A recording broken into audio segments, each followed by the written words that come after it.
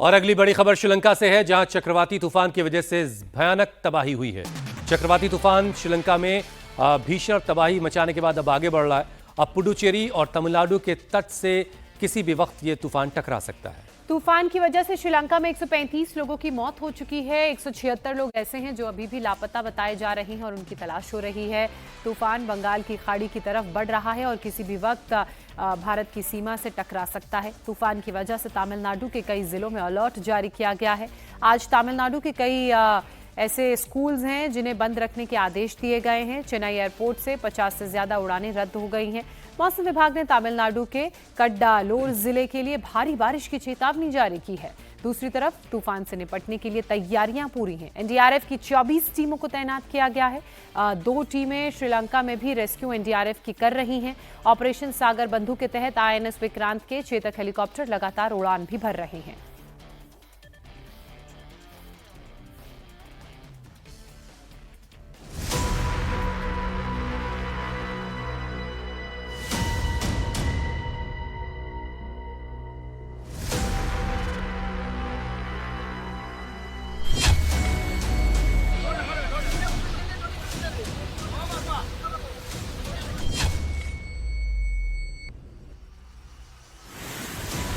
श्रीलंका में भीषण तबाही का मंजर बता रहा है कि हिंद महासागर में उठा चक्रवाती तूफान दित्वाहा कितना खतरनाक है।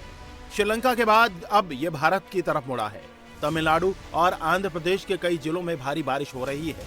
हिंदुस्तान में इसका असर अगले 48 घंटे तक रहेगा। इसे देखते हुए तमिलनाडु में कई स्कूल और कॉलेज बंद रखे गए हैं। तेज हवाओं की वजह से चेन्नई से 54 उड़ानें रद्द कर दी गई हैं। तमिलनाडु और आंध्र प्रदेश के तटीय जिलों में भारी बारिश की चेतावनी दी गई है। दक्षिण तटीय आंध्र प्रदेश और रायलसीमा में शुक्रवार से बारिश की शुरुआत हो सकती है। केरल और लक्षद्वीप क्षेत्र में भी भारी बारिश की संभावना है। एनडीआरएफ की 24 टीमें किसी भी हालात से निपटने के लिए तैनात की गई हैं। तमिलनाडु में हमें जो साइक्लोन दित्वा को देखते हुए 14 टीमों की तैनाती की गई है और अभी एडिशनल टीम्स भी मांगी गई है। अगर कोई ऐसी सिचुएशन डेवलप होगी उसकी तैनाती के लिए, उसको देखते हुए हमारी 10 टीमें 5 पुणे से और 5। आसार हैं कि ये तूफान भारत के तट से टकराएगा नहीं, लेकिन असर दूर तक करेगा। इस नक्शे के जरिए समझिए कैसे ये तूफान श्रीलंका से आगे की तरफ निकल चुका है और अब पहले पुडुचेरी और फिर चेन्नई को हिट करेगा।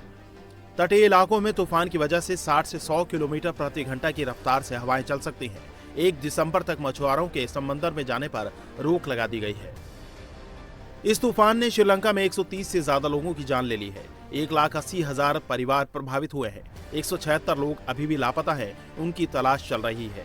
ये इतिहास की सबसे भीषण तबाही है। साइक्लोन दित्वाहा ने श्रीलंका में ऐसी बारिश कराई कि लोगों ने कल्पना भी नहीं की थी।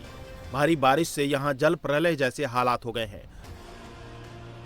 आसमान से बरसती आफत से चारों ओर भारी तबाही हो रही है।